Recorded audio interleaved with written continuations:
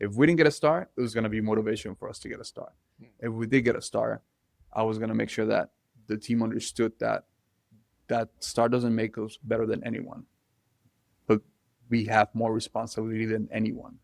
Hello, chefs. This is Chef's PSA, and I'm your host, André Natera. Today, I'm joined by Chef Emmanuel Chavez of Tatemó in Houston, a Michelin-starred chef whose tasting menu restaurant has earned national recognition, including Esquire's Best New Restaurants and a James Beard Best New Restaurant finalist nod.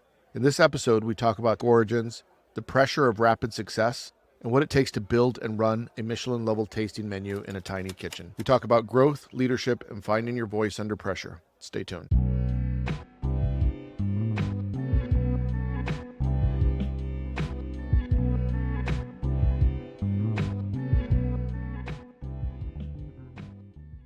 Chef, I'm glad you're here. I want to first of all congratulate you on all the success that you've achieved lately. So the Michelin star, congratulations. Thank you. But you've been on a run.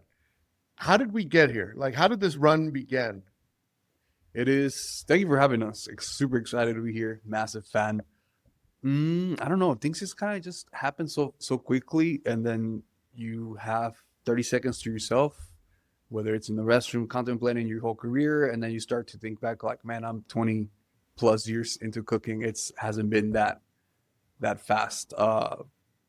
But I love it that you started with the accolades, because off camera we're talking about accolades, how they can be a double-edged sword. And for restaurants like ours that people don't know, that are the modern day small business, mom and pop, so to speak, we don't have the infrastructure for certain accolades. So when we started accumulating at a really fast pace, it definitely shifted how we our whole 5-year plan changed. Right? Yeah. We were no longer to be making the mistakes that most restaurants or business owners were able to make. We had to tighten up the ship without having the infrastructure, the financial help, or even the space to like be able to accommodate those accolades coming our way. When did Tatemó open? We signed lease 2021. Yeah. We opened 2022. So this idea was born in the pandemic?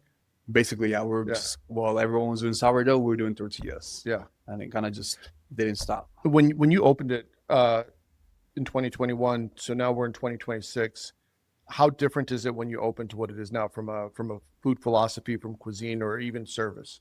Everything. Well, we wanted to do a restaurant, right? But pandemic restaurants didn't exist. So we shifted into wholesale. So now we had to learn how to create accounts, mass produce tortillas, give the masa to other chefs to be able to do other things during the pandemic, and specials. So we were no longer cooking. We're providing a business or service. So that was very hard shift in my career, because I didn't know how to bulk anything up into something that was going to be utilized for someone else. Mm-hmm. Being a chef, and it's very selfish. Like my masa, my dish, my vision. It's no longer that. It's about the customer, the driving and delivery, the invoices, and things of that. Once we got over the hump and things kind of just started to flourish and make sense for us, then we started going back. I'm like, okay, this worked for us. This is funding itself. Mm-hmm. Let's go back into the restaurant. And we've opened 16 seats tasting menu. Mm-hmm. That wasn't a tasting menu. So you opened a la carte and then transitioned tasting menu? No, we've opened brunch. Oh, you opened for brunch? Yes, because we were doing pop-ups at markets. It's a bad word in a lot of places. It is. So it's funny because I have a line of clothing that I do for Chef's PSA. It says Buck Brunch. Yeah. And people ask me, like, do I hate brunch? No, I don't hate it. Mm-hmm. Like, I don't like working it. My gripe with brunch, so I want to make sure I go on record, because sometimes people like haters, like, what, brunch is like, I understand that. My problem with brunch is sometimes a restaurant's not set up to deliver it. Correct. So there's restaurants that are set up to deliver brunch, meaning to have an AM crew and a PM crew, and the AM crew knows how to work it.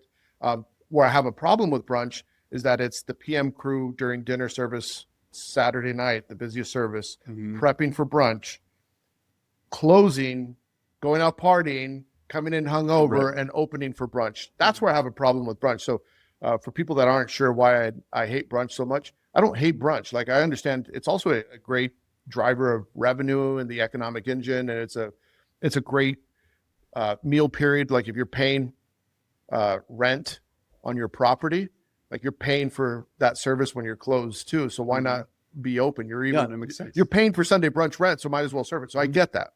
My thing is like, but if you're going to do it, don't do it to the detriment of your staff. Correct. No, I agree 100%. And I worked in restaurants where it was exactly what you described. Saturday night service, we deep clean, leave at 1 a.m. and then come back at 7 a.m. and prep. Or I worked at restaurants where the Saturday night crew kind of tap into the prep for brunch, and then you come in thinking you're ready to go, and then your shallots are gone, your chives are gone. Yeah. And it's a mess. If it's not structured properly, it can be a pain in the ass. I joke around. I say brunch is the only service that ruined Sunday brunch, ruined Saturday night dinner. Oh, for sure. Because the cooks were busy prepping brunch instead of focusing on the orders. But I've come to realize that brunch actually makes some of the greatest cooks. If you endure brunch, if you love it, because brunch is more about nurturing people than the actual, it has to be a great dish, right? It's about camaraderie and understanding your mise en place list, understanding that you have to be up on time, that you have a responsibility to the team not to go out, right? If you endure those things, oh my God, you're going to have a very successful career. Yeah. It's little things. Yeah. So you open for brunch, and then from there you transition into, like, how did we go from brunch to tasting menu? We went from brunch because it's funny. Well, people don't know, if you didn't pick up what I said earlier, they're not familiar with you. Like, how do we go from brunch to Michelin-starred? That's a great question. We went from brunch. We started with brunch because we were doing the pop-ups in between. So people knew of us through pop-ups. So it was going to be very hard for us to just transition around and be like, we're no longer doing pancakes, and because of the ES, we're going to do a tasting menu. So we understood the market, right? You have to like slowly make that transition. Instead of us doing pop-ups, we had to bring people in. So how do you bring people in? By putting things on the plate that they trust you with, that they enjoy. So the smart thing for us was to start with brunch, get their trust back, get them to come to us, understand where the space is, the commute and things of that. Once we got through that hump, then slowly we started like, hey, now we're doing a tasting menu. It's going to be 4 courses. 2 months in, that's 5 courses. Now it's 55, 65. And little by little, we started adding. The thing that I think worked for us is that we didn't do it with an ego. People open restaurants with egos and not with business plans. We open it with a business plan and not with an ego. So we slowly increased what we were able to do. And that kind of helped us kind of guide it. Once we got the first accolade, then we started to attract cooks. What was the first big accolade that you got that you started to see the shift in not only how you operated, but also in attracting cooks? I think, if I'm not wrong, Esquire named us one of the, I think it's 50-25 best in America, 2022. And I do think they rank them, if I'm not mistaken. I think we ranked at 10. And that got a lot of attraction, because before that, in Houston, there was a lot of restaurants coming up in a national way, in a national light. Locally, left and right, we open restaurants. Nationally, I think we're one after maybe Oxnard by Justin, that was kind of being recognized at a national level. And that definitely piqued people's interest. They started to see, oh, wow, the pandemic kids are doing something special. And that came. Did you say the pandemic kids? The pandemic kids, I like to do those as a pandemic babies, kids. Yeah, okay. There's a lot of us your out restaurant's there. A pandemic baby. It is. Yeah, it's a lot of us out there. Yeah. How did it feel when you got that Esquire? Like when you started to realize that, hey, okay, this is something. How did that Esquire feel when it first came out? Honestly, it didn't feel like anything, because I knew we weren't ready for it. You thought you weren't ready for it? I knew we weren't ready for it. Again, not from an ego standpoint, from like, okay, we're going to get busy. People are going to expect more from us. We don't have the infrastructure for it. So we got to be very careful how we take this, right? Let's take the compliment, but then let's move past it. It doesn't exist the following day. Just put it away. It's going to be there forever, right? But let's, little by little, let's not say yes to everything. We don't have to do every pop-up. We don't have to do every chef guest. Slowly start building a culture within the team. Let's start bringing in more talent, teaching them properly. And then we'll see where that gets us. That's really mature of you, by the way. Because I know, like, a lot of people that get a little bit of shine, it's like, I'm the fucking best. It doesn't work like that. Yeah. It doesn't work like that. You'll fresh news one day, old news the next day. Yeah. It's a cycle of life. Yeah. Yeah. How did okay, so let me ask you this. Because you were also nominated for James Beard I think the following Texas, year, yeah. right? And then that was the same year that you achieved your first Michelin star.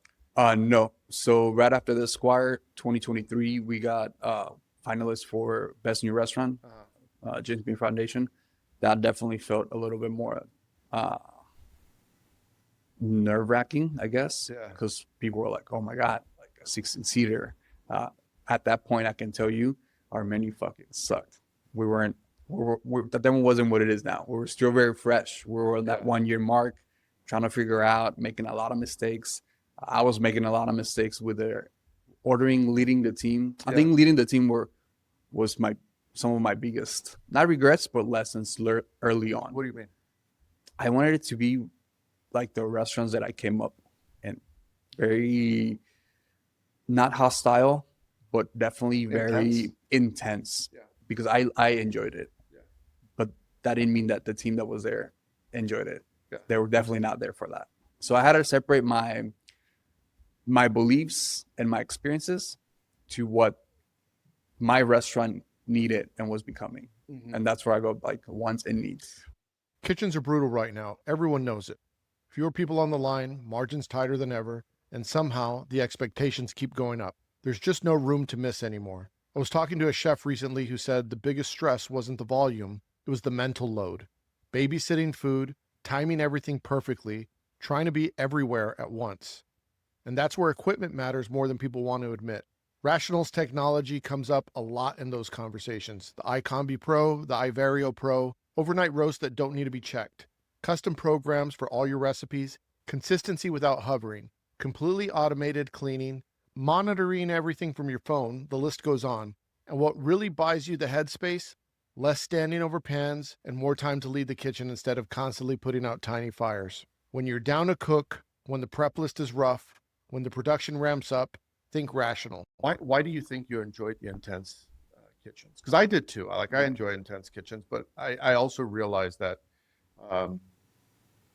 in intense kitchens and kitchens where maybe the culture is a little bit different, a lot of it has to do with the people in those kitchens. Mm-hmm. And you adapt a little bit. You know, if you have a group of very intense people, you could run it that way.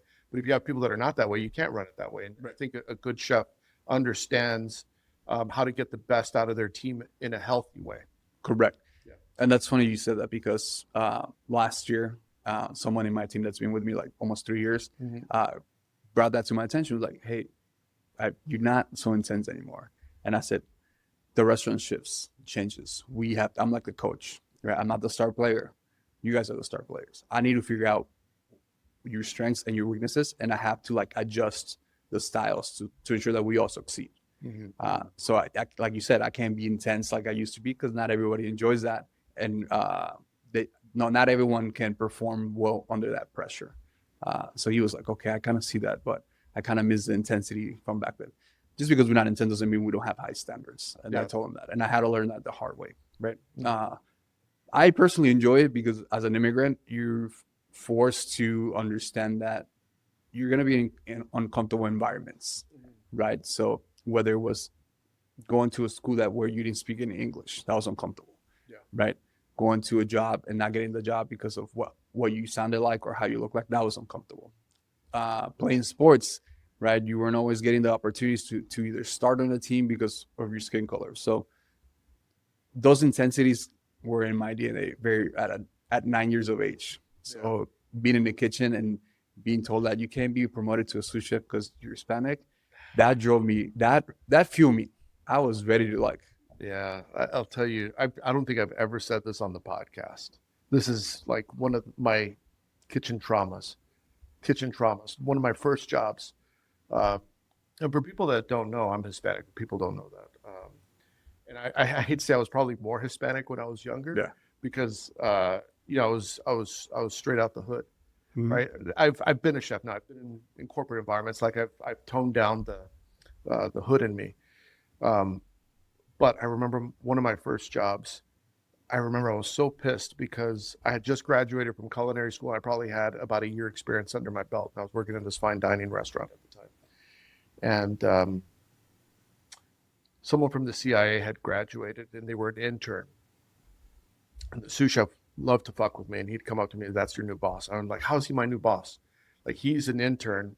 I've graduated." Even though I didn't go to CIA, but they're like, "But he's CIA." And it would grind my gears so much. And back then, because kitchens were different, my nickname in the kitchen was Estupido, right? Or Feto, which is like fetus for people that don't know. I had cabeza hueca. Yeah. So my nickname in the kitchen was Feto because I was young. So that meant fetus. Or Estupido. So when I'd come into the kitchen, they'd be, "Oh, hey, everyone, Estupido's here." And, they'd make a big deal. It was whatever. But I'll never forget that my chef came up to me in a fucked up way because he knew that this kid coming in as an intern, and he would say, "That's going to be your," like, he would constantly fuck with me. Like, "That's your new boss." And he came up to me, he says, "This is fucked up. This might trigger warning for some people."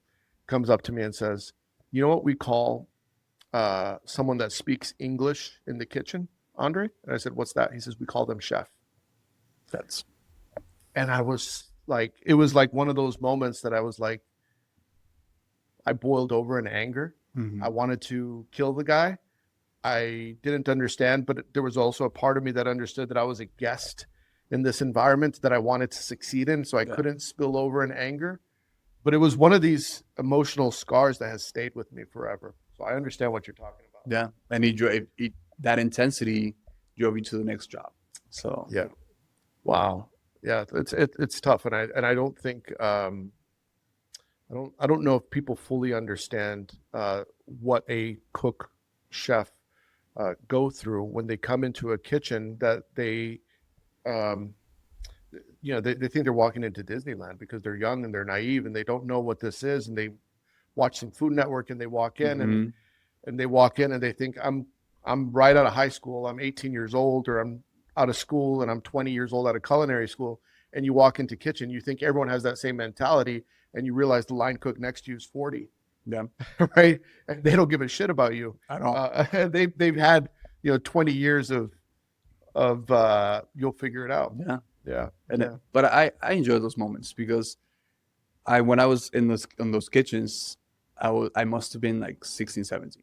So I idolized the guys that were twice my age, that were telling me, don't listen to a cookbook from Noma, right? Because those ingredients don't translate in Texas. Understand Texas.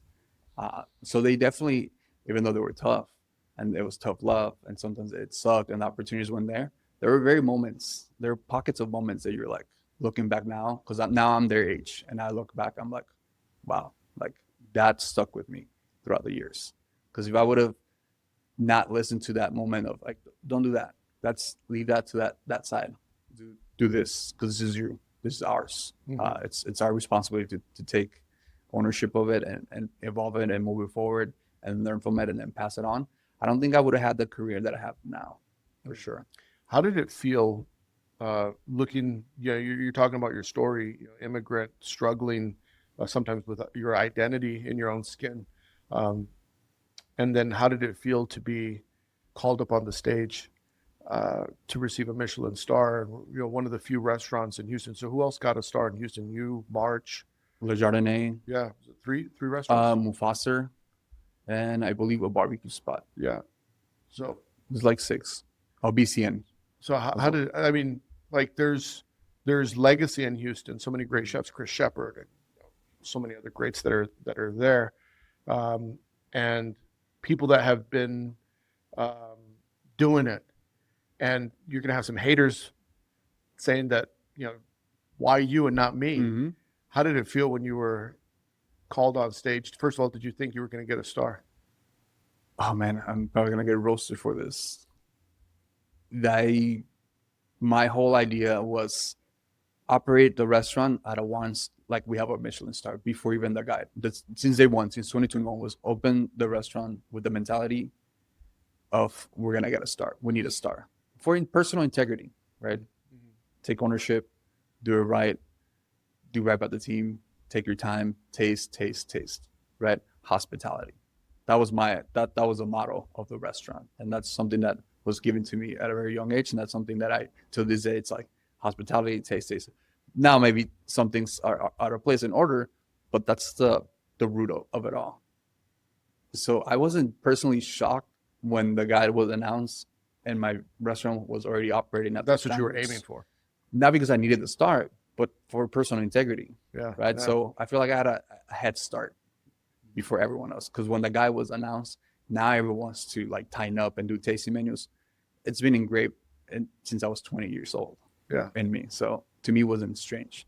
So I wasn't surprised by it, but it definitely felt a sense of calmness before the storm, for sure. I was calm because I was like, okay, I'm not too crazy. My format works. Yeah. But then I was like, tomorrow when the reposts and the congrats and the texts end and people come in comparing us to other institutions, not restaurants, institutions, to other chefs, it's going to suck a little bit, but like everything in life, it's going to pass. How did what put us in that room? You're in Houston. They're calling people out. I mean, what do you I'm sure you've got a bespoke suit. You're dressed up. I was dressed down. You were dressed down? I was dressed down for sure. Just because you never know. Yeah. Even though you got the invitation, you get the email, you really don't know. Like you're second guessing, and I remember just keeping my nerves calm, saying hi to the people that I knew, and just being present in the moment. My phone, I wasn't taking pictures. I wasn't on social media checking. I was legitimately just soaking up the moment for whatever way it went. If we didn't get a star, it was going to be motivation for us to get a star.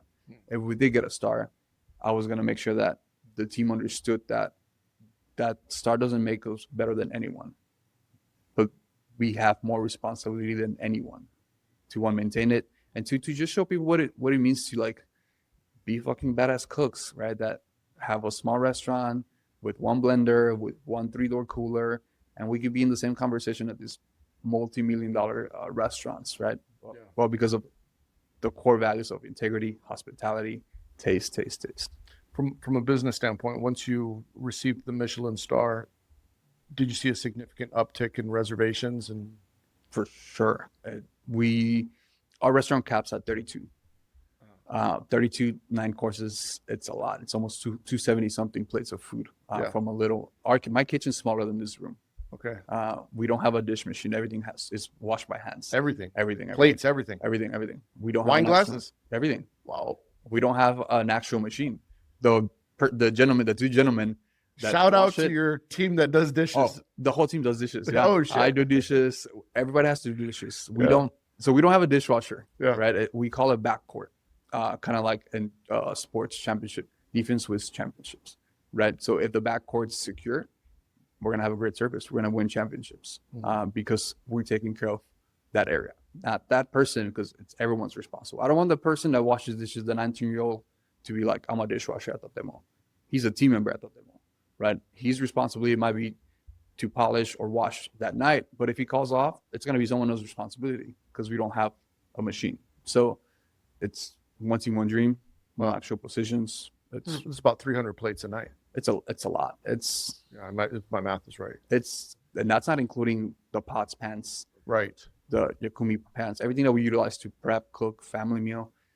It's hard. Wow. So we have 24 team members. That's a lot of staff for a 16-seater. That's a lot of cooks for a small kitchen. Yeah. So how do you teach them to work efficiently in a tight space? Do you have like certain things that are like rules in the kitchen, like for a new cook coming in, saying, hey, this is a tight space, this is how you work? We actually how I like to handle it is someone comes in, it's more like a trial. They know that I don't get involved as much with the fresh, not fresh meat, but the fresh meat. Yeah. One, because they're elbow to elbow with my sous chef, with my lead cook, with the guys that have been there for the longest. So if I butt in, it's gonna unbalance the scale. Mm-hmm. So my job now, and this is something that I wanted to talk about, how do I transition? Yeah.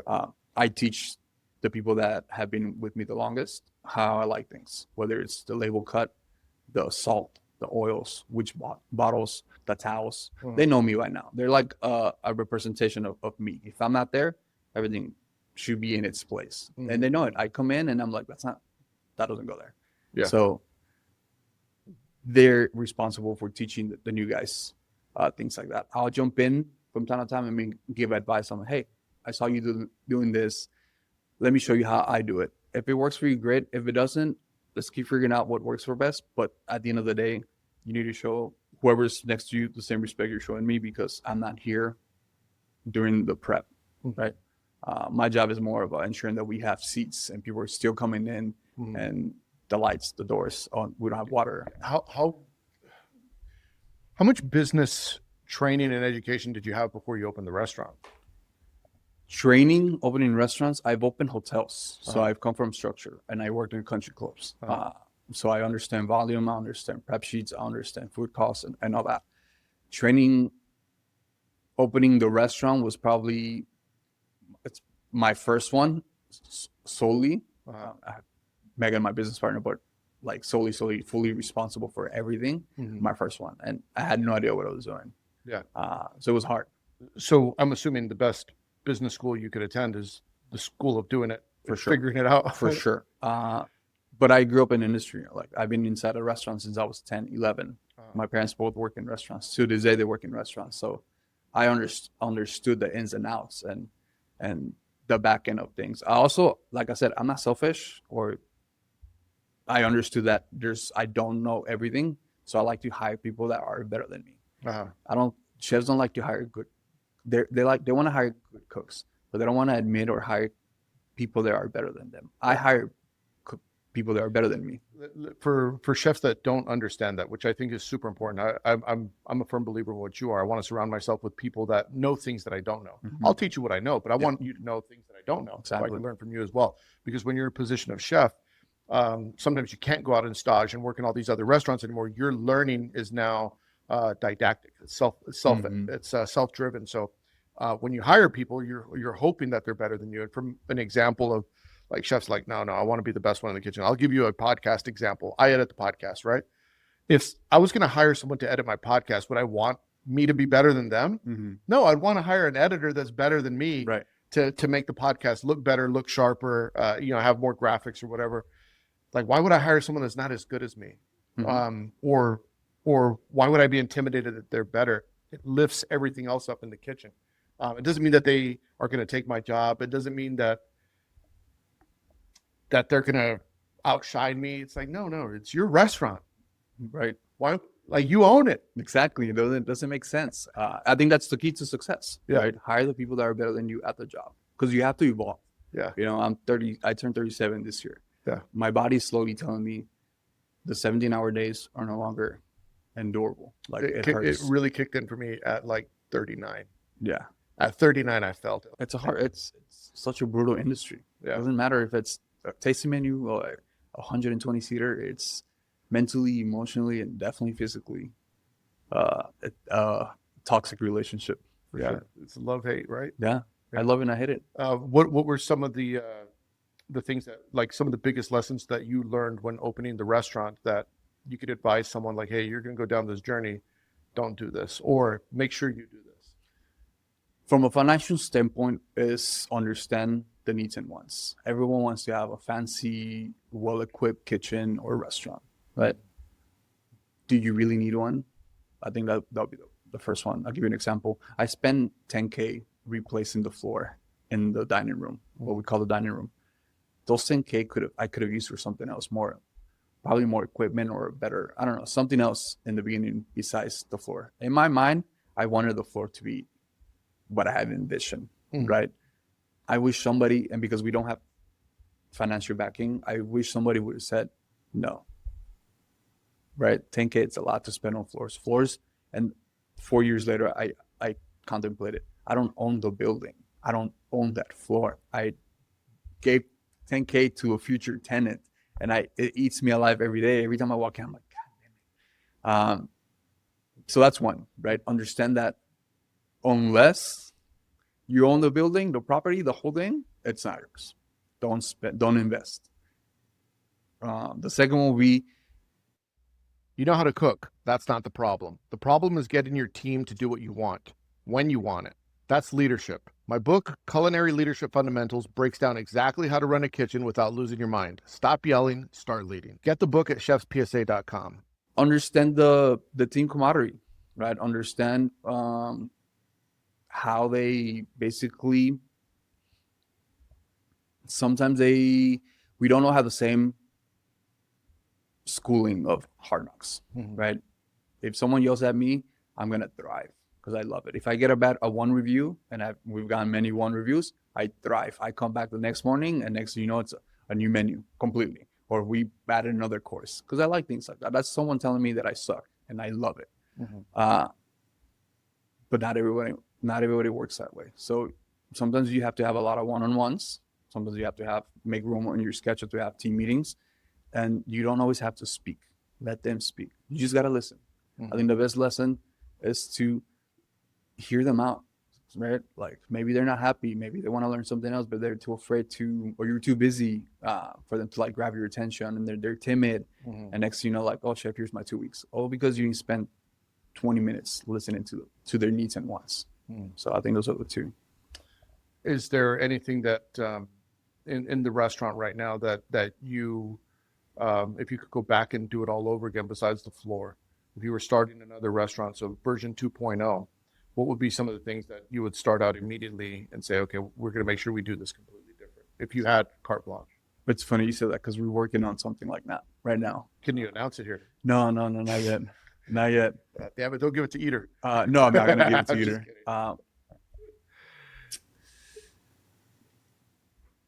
That's a great question. I definitely would think that investing in more refrigeration.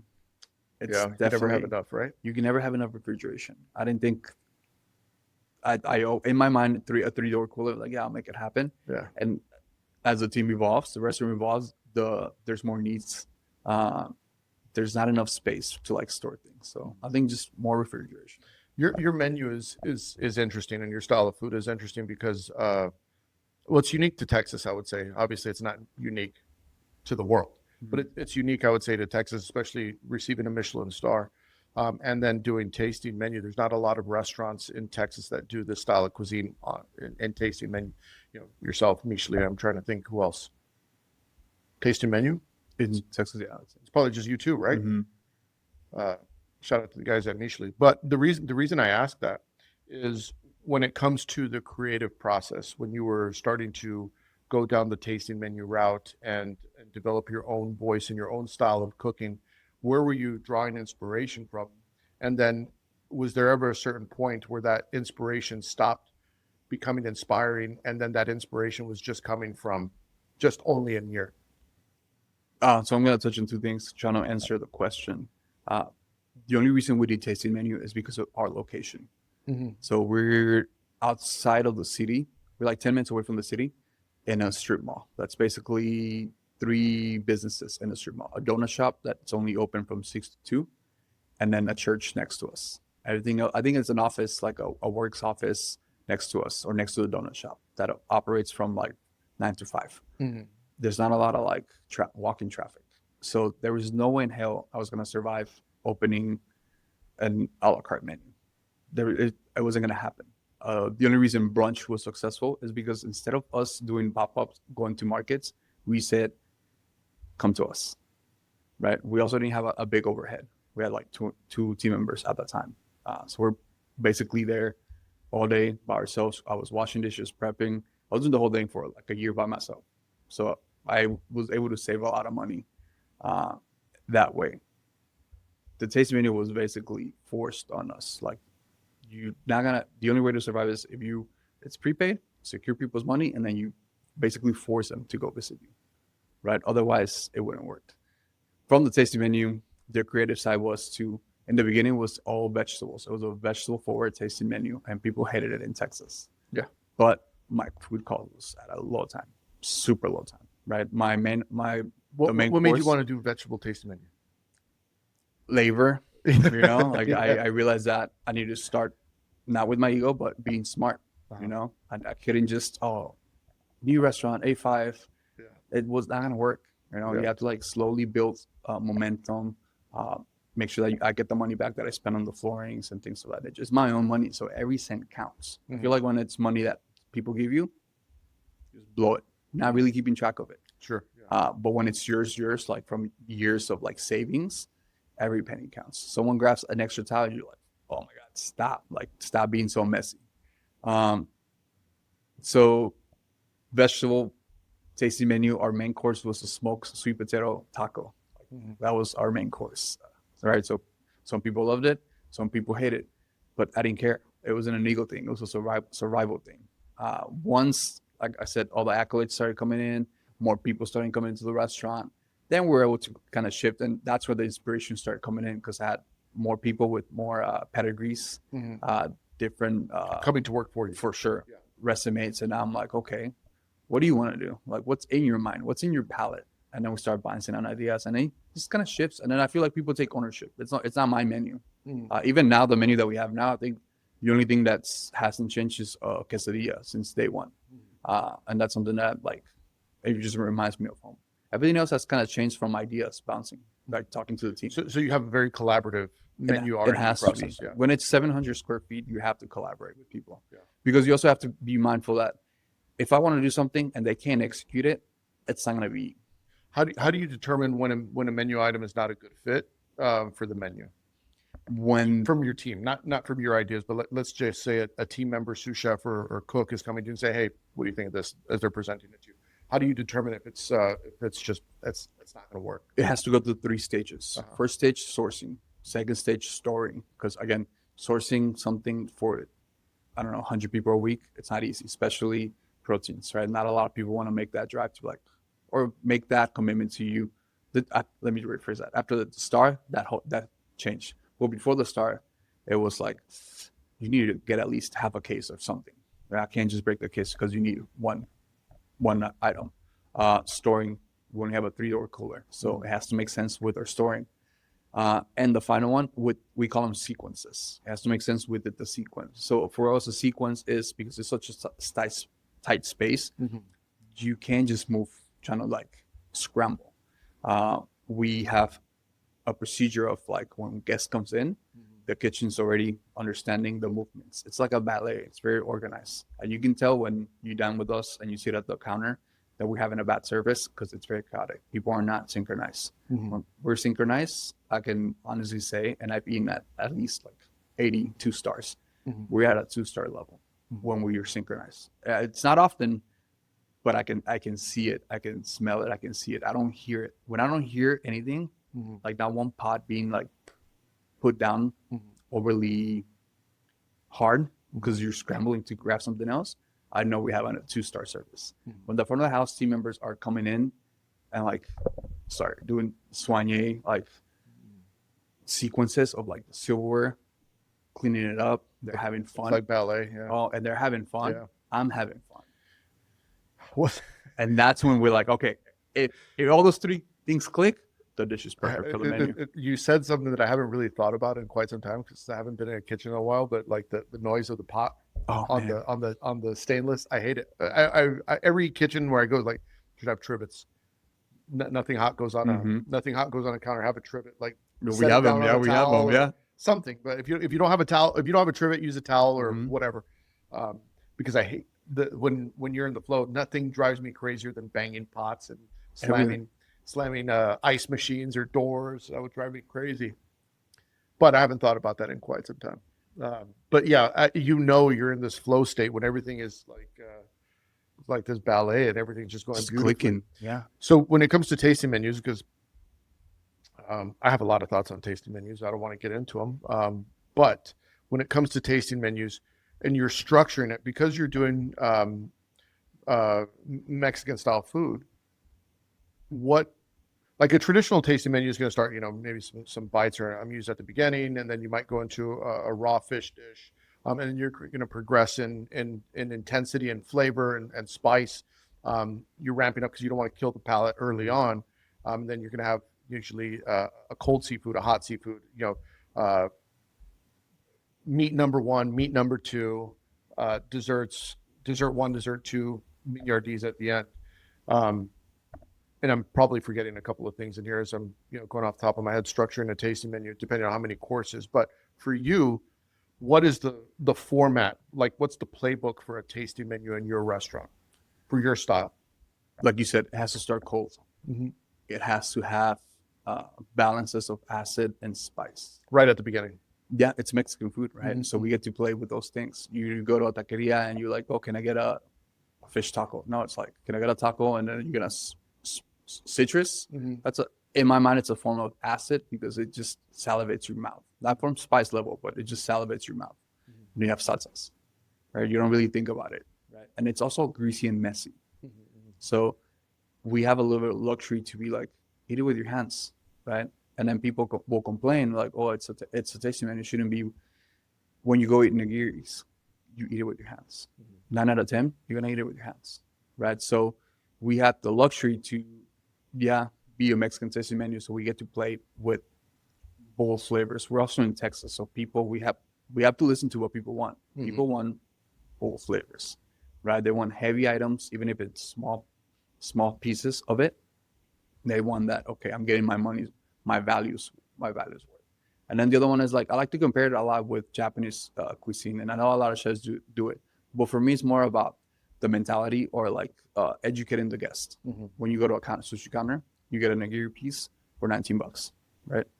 You don't ask for another one. You're gonna pay for another one. It's kind of the same thing with tasting menus, especially in Texas, right? People are not educated enough because we don't have enough. So they're hit and miss. People are gonna come in and be like, I don't know what I'm getting myself into, but I'm excited. Mm-hmm. And they either hate it or love it.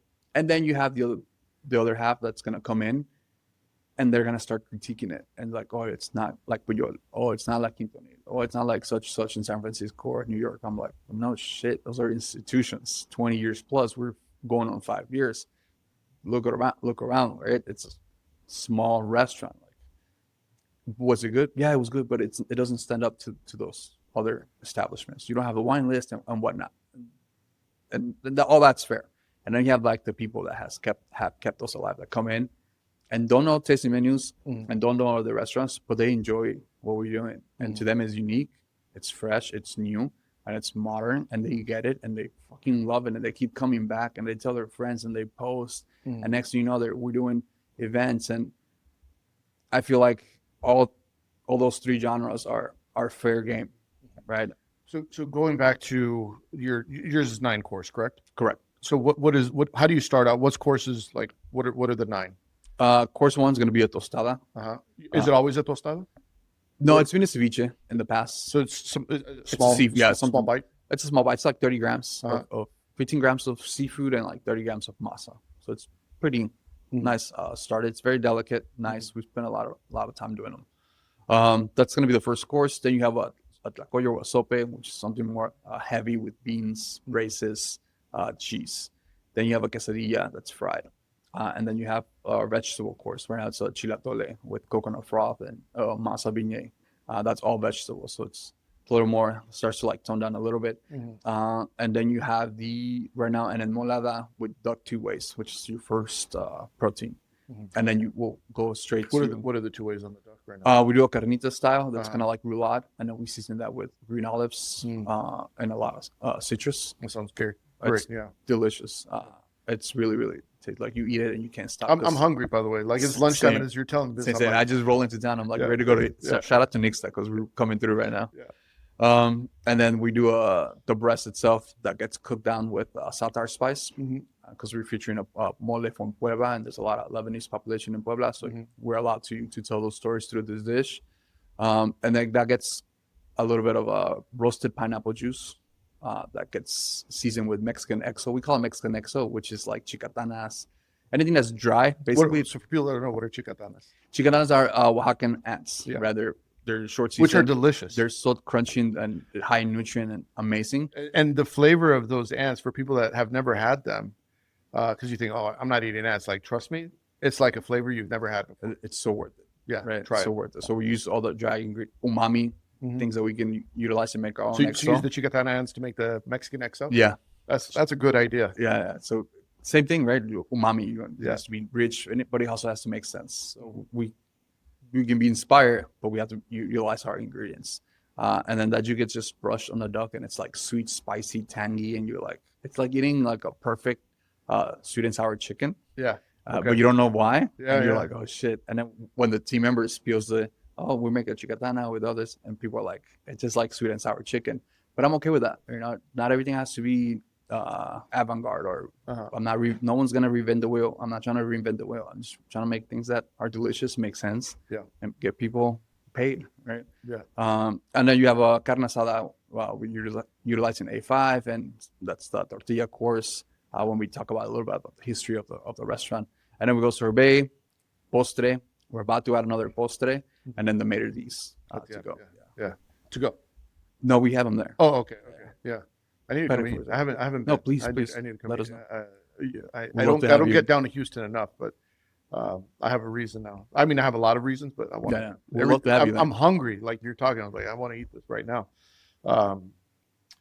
What is exciting you right now in culinary? It doesn't necessarily have to be your restaurant. Like, what are you looking at right now to get inspiration that out there in the world that you're saying, I really like what they're doing over here? I'm gonna use you as an example. Yeah. I love how the generation that I saw from afar, and I call them the old heads, and I'm sure you have it because I've seen you wear it. When I started cooking, you had two aprons. You had the black one with the white stripes, and then you had the blue one with the thin collar. If you had the blue one, you're Thomas Keller in my book, right? Because not a lot of cooks had the blue ones. That means that you worked in some kitchens that were like the blue best. brigade. Mm-hmm. Yeah. And by the way, that blue brigade, for people that don't know, there's two of them. Oh yeah. So the people that know, there's the one with the pocket in the front. I've never seen those. That one's not as good. You got to get the one without the pocket. I work with people who have the blue one, so I've always wanted a blue one, but I never. That was before my time, right? Yeah. So that's how I difference. Like, okay, you've been in some kitchens, like shit. Yeah. The blue apron. A little bit before the tweezers booming, right? Yeah. The transition that you guys are making, right? Like, it's like sports. Like, you play it at the high level for so long, something else what's the plan after within the space? How do you continue to evolve in the space? You don't have to, because you can't beat Father Time, right? No, you can't. And it's funny that you're saying this because I think for people that don't know, and I'll say this, my opinions about food today are not the same opinions I had 5 years ago. They shouldn't. And the way I would cook today, I want to ask you this because I'll tell you what I'm thinking, and then I'm going to ask you your opinion on this. What excites me about food today is not what excited me 5 years ago. And the way I would run a business today is not the same way I would do it 5 years ago. And I've written books on leadership.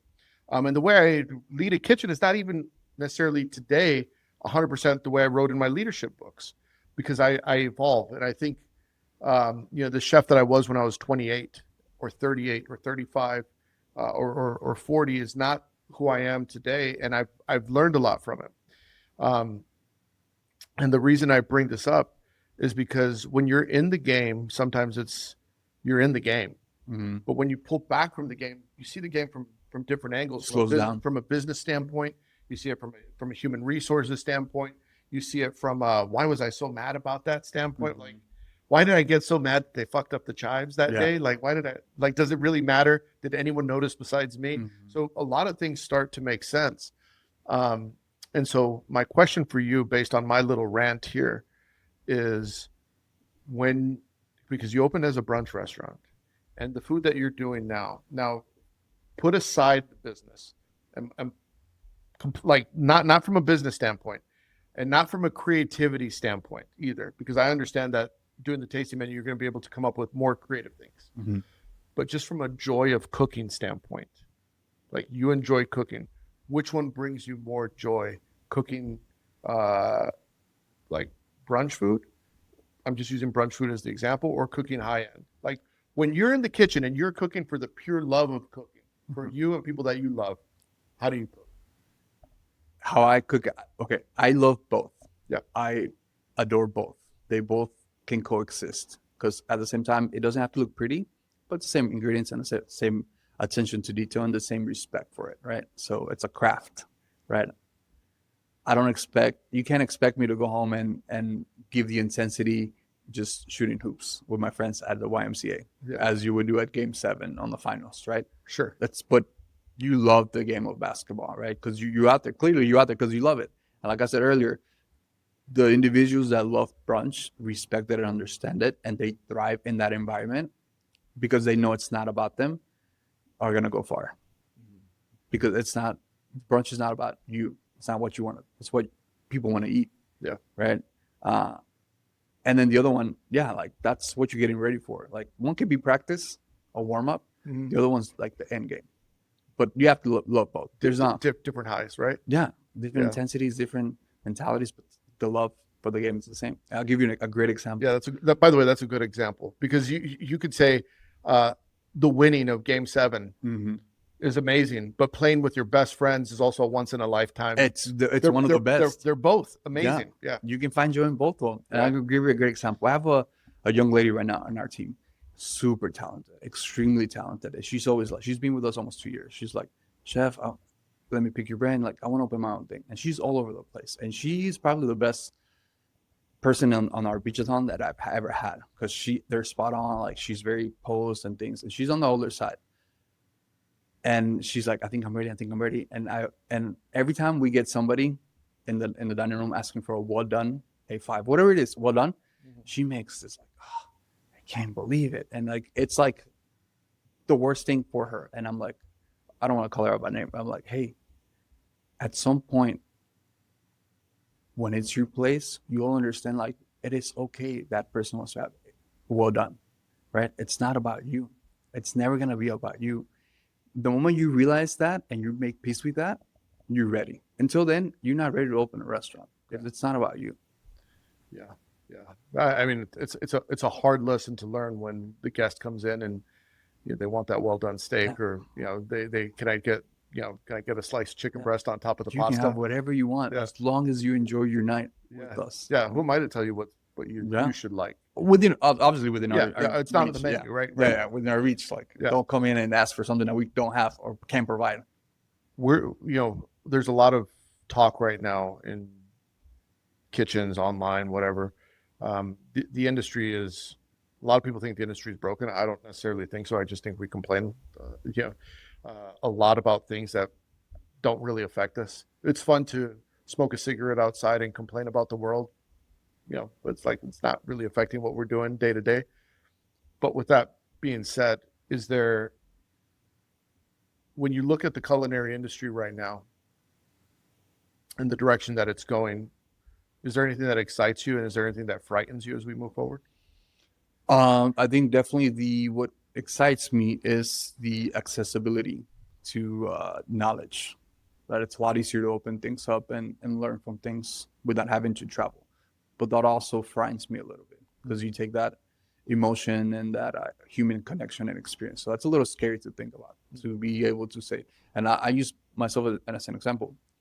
I don't go to Mexico as much as people think or would want me to go, just because I'm Mexican and I have a Mexican tasting menu restaurant. People are constantly like, oh, have you been here? Like, I didn't have the needs to travel when I was younger. I didn't have the papers to travel. Mm-hmm. And I was able to do something without traveling as much, right? Memory and things of that nature. But nowadays people can not travel at all and say that, hey, this is Asian inspired. Well, I've never been to Asia. Mm-hmm. So that frightens me a little bit because I feel like monkey see, monkey do, right? It's just going to replicate, right? And then next thing you know, like, we're not going to take the time to understand the craft and the ingredients and the culture. Also, what frightens me is the amount of people that have opinions on our industry that have never worked in the industry can be a little bit scary as an owner, right? A critic can come in and be like, this is the best restaurant, or the worst restaurant. Let's just say the worst for the sake of the conversation, without ever understanding what a bad day is, or a bad week, or someone walking off, or someone stealing, or someone being sick, or something not coming in on time, right?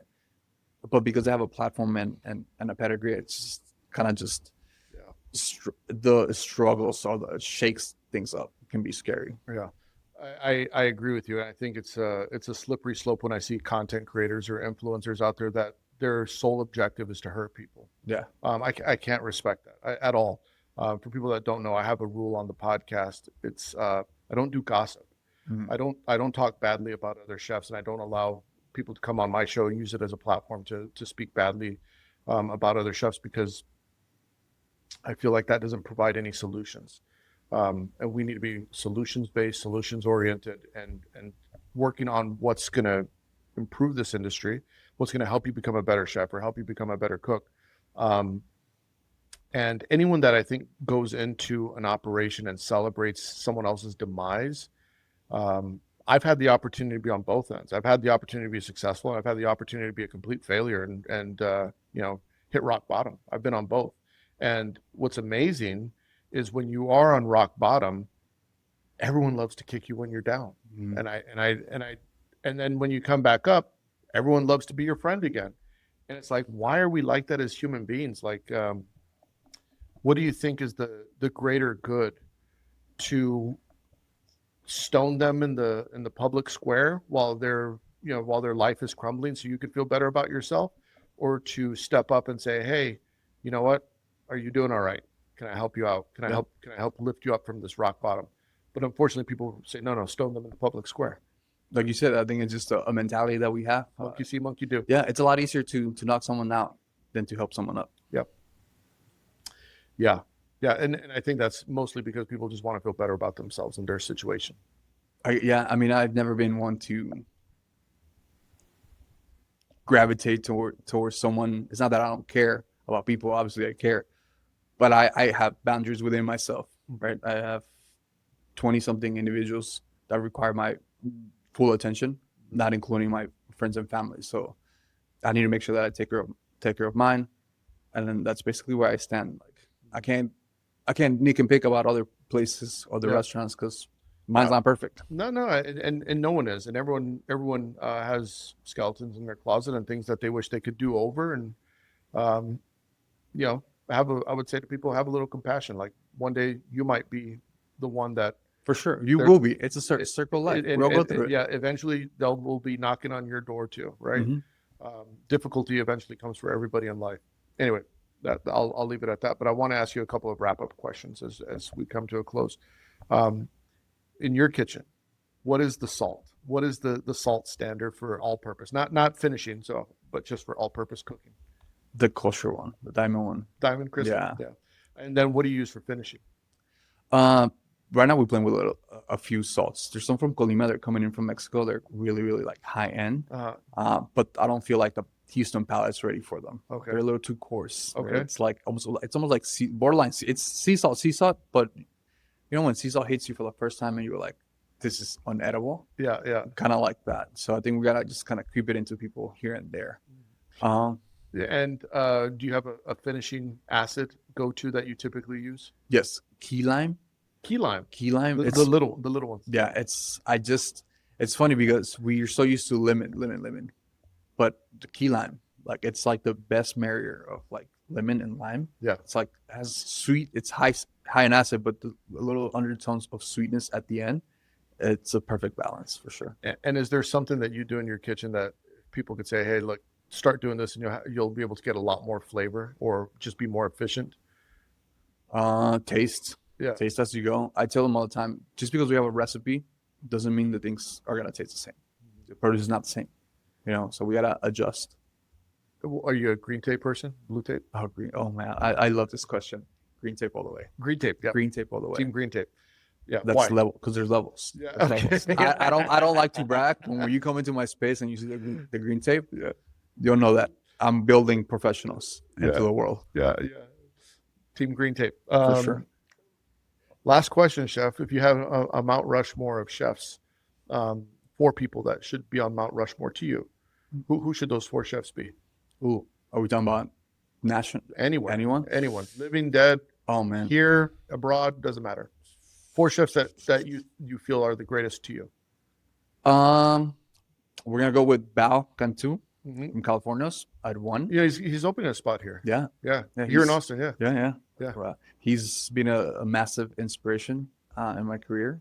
I was lucky enough to dine at the first one, and then at the large space, we've kept in contact throughout my career. He actually tipped me I don't know if I should say that. He gave me advice Yeah. when the guy was announced for sure.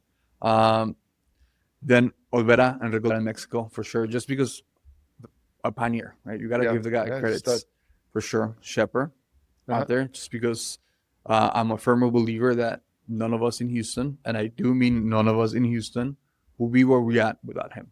Yeah. He broke barriers. Yeah, shout out to Chris Shepherd. Yeah, shout out. And Southern Smokes too, especially now. Like another one, hot transition away from when it's time. And I love that. And for that, he has to be up there. Justin Yu for sure. For me personally, just he was ahead of his time.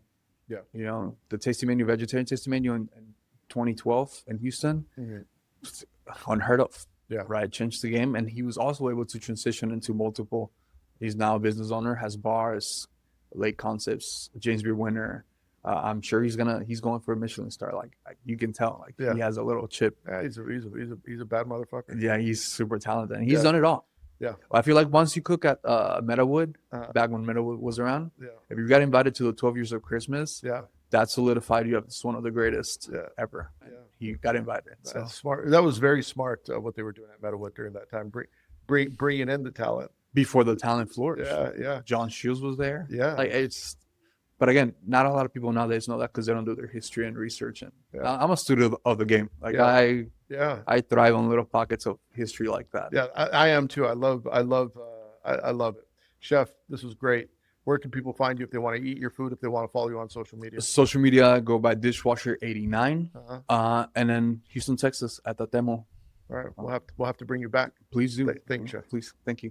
All right, that's the show. If you liked it, make sure you leave 5 stars. Nothing less than 5 stars. If you want more Chef's PSA, go to chefspsa.com. Get yourself some books, get yourself some merch, including Culinary Leadership Fundamentals and the Line Cook Survival Manual. If you want early access to episodes, you can get them on Spotify and Substack by becoming a paid member. The link is in the notes. We'll see you next week. Hit the porno music. Yo, it's André in the kitchen, mixing, dropping chef knowledge, no fiction, stirring up the beats, heating up the session. Listen close, classes in session.